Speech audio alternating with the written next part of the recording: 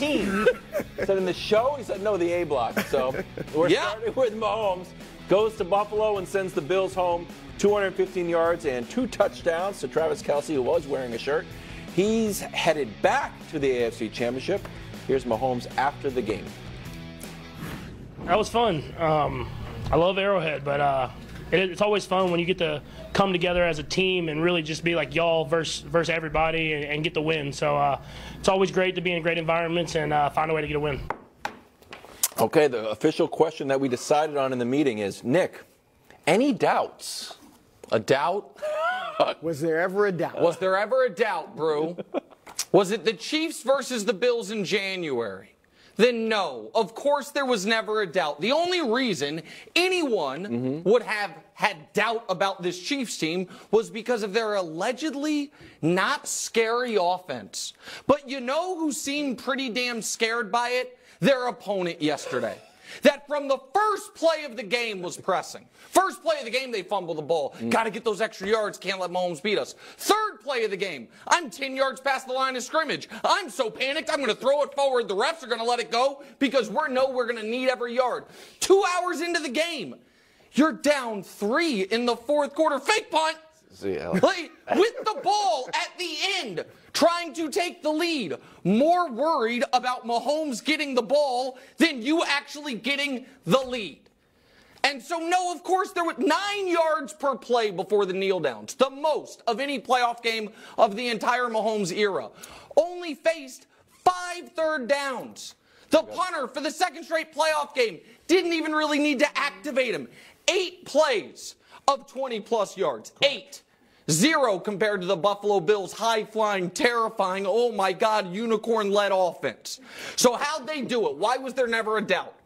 Because this Chiefs team, while everyone's going all in, while everyone's acting like the whole NFL universe is going to end in a year, took a long view and said, you know what? We can afford to trade away the single best non-quarterback in football because we have the single best quarterback in football of this or any era, so we can build through the draft. So we can get younger on defense. And how has that defense looked over the last 2 months of the season? Well, I can show you, which is they shut everyone down in the second half. Okay, so then how are you going to score points? Well, do you have the most prolific postseason combination in league history, Kelce and Mahomes? Well, now literally you do. And how's Travis doing? Because next week against the Ravens, he's going to break Jerry Rice's receptions record. Next season, he'll break his touchdowns record. The yards are going to be hard to come by. But that's who they have. And then, of course, you have Patrick Mahomes, who is the best player in the league, Brew, in the regular season. And then in the playoffs, against the best competition, against the best defenses, with the highest stakes, he raises his level to, I'll just be a league MVP in the postseason. And here's what I mean. On the left is Patrick Mahomes' playoff resume. That's pretty good. On the right are the last dozen league MVPs at quarterback aside from Mahomes. And what you'll see is he's better than league MVPs. And so was there ever a reason for a doubt, Brew? The answer is no. And it's because, and drop the banner, Dusty, the Chiefs' down year is better than your best year. The bad Chiefs disappointing what's wrong with them season is better than the best season you're going to get for 90% of franchises. Buffalo, of course, firmly in that 90%. So no, there was never a doubt, Chris Broussard. No. Is that it? It's 5 minutes. I'm waiting for like somebody to come up behind me, some more No, it's just round 2, man. We got a crescendo. Look, I got to give the Chiefs props. You know I believe in Mahomes. It was a great game. Overall. Time. What? Time. What? I'm about to get to some stuff. What? I know you did that. Like I believe in Mahomes. Well, you picked the Bills. You said yes. Bills, and we Bills. Yeah. I was wrong. Okay. I wanted to get that out. Brew, I wasn't going to make you do that because you were right on so much this weekend. I'm with you, pal. Pacheco played great. Yep. Kelce, best game all year. True. Just in time. MVS. Oh. I was shocked. I got to be honest. I was your a little guys surprised. under the bus can be helpful. I was a little surprised that he has caught those passes. Here's the phrase, Nick, that comes to my mind when I saw that game or thinking about that game. no room for error. No room for error. I thought Buffalo played well. But they made a few errors. No room for error for the Bills, you're saying? Yeah, to beat the Chiefs. Got it. Agreed. To beat Patrick Mahomes, Andy Reid, Kelsey, and the Chiefs, no room for error. I buy that. That's None. Right.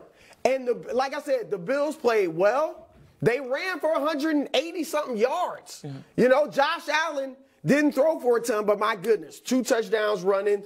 Dime to Shakir in the corner. I mean, great pass. So I thought the Bills played a very good game, but they made a few either errors or missed opportunities. And here's some of them are. Yeah. To beat the Chiefs, I know this is a tough catch, but to beat the Chiefs, you got to make it. That's right. You got to make it, and that's Trent Sherfield. If he makes that catch early in the fourth quarter, who knows what happens? But then there's Stephon Diggs. Now, Stephon Diggs talks a lot, and he is a great player. Gotta make this catch. That's a hard catch. It's a hard catch, but you're Stephon Diggs. You're one of the best receivers in the league. It hits you there. Can't imagine having to deal with drops. When you look back at some of the great franchises, Super Bowl memories, playoff memories, great plays like that get made.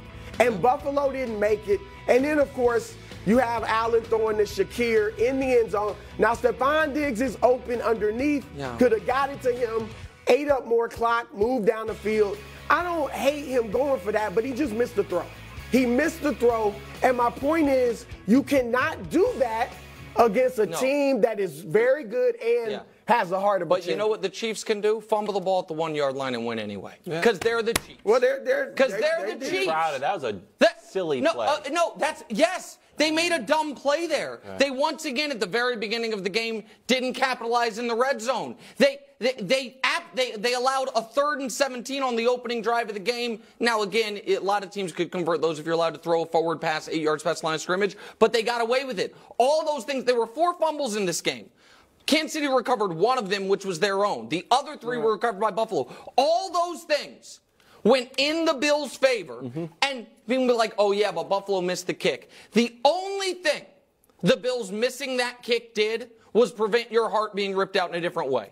Because Patrick Mahomes in that game, under that circumstances, minute 42 timeouts, if you think he's not driving the field and getting points, you're out of your mind. I buy that. Yeah. Do you have anything else? No, we got more stuff to go. I'm just waiting. We got more to do. All right, Mahomes headed to Baltimore for yet another conference championship. Yeah. 6 in a row. Brady has 8. 70s Raiders have 5. 4 teams have 4, including the 90s Bills sad trombone. Nick, do you think people are underestimating Mahomes? I mean, obviously, yes. Really? Well, they were the underdog yesterday.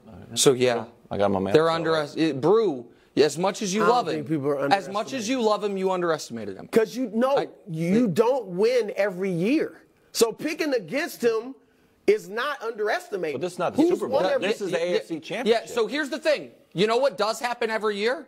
Patrick Mahomes plays in this game coming up next weekend. It happens every year. And you know why it happens every year? Because he is statistically speaking, and he hasn't caught Brady yet, but we assume he will eventually in the wins. But even if not, we can show it to you. He is once again, just adds to the legend each and every week. Crazy. And then I don't think people have the full context of it because Mahomes is 5.5 years into his career as a starter. But here is the 8 most playoff wins by quarterbacks. So right now, Mahomes is tied with Favre and Big Ben for 6th. If and when he beats Baltimore, Brew, and we'll talk about that game later, he will only be looking at Montana and Brady. He's 28 years old. And then there is my favorite stat of it all, which is why people are underestimating him. Because he somehow gets better when times are the worst. We talked last year, injured. His numbers got better. We've discussed him as an underdog. The numbers get better. When trailing by 7+ in the playoffs since he came to the league, the rest of the league wins less than 20%. Patrick lost his first one, the overtime one against Brady, has won 8 of 9 since then. Pretty good. Okay, that's the rest of the NFL. What about the rest of Mount Rushmore quarterbacks? All right, so Mahomes wins 80%. Brady, pretty damn good, 48%. Montana, 40%. Peyton, 25%. Mahomes, 8-2 when down a touchdown in the postseason. And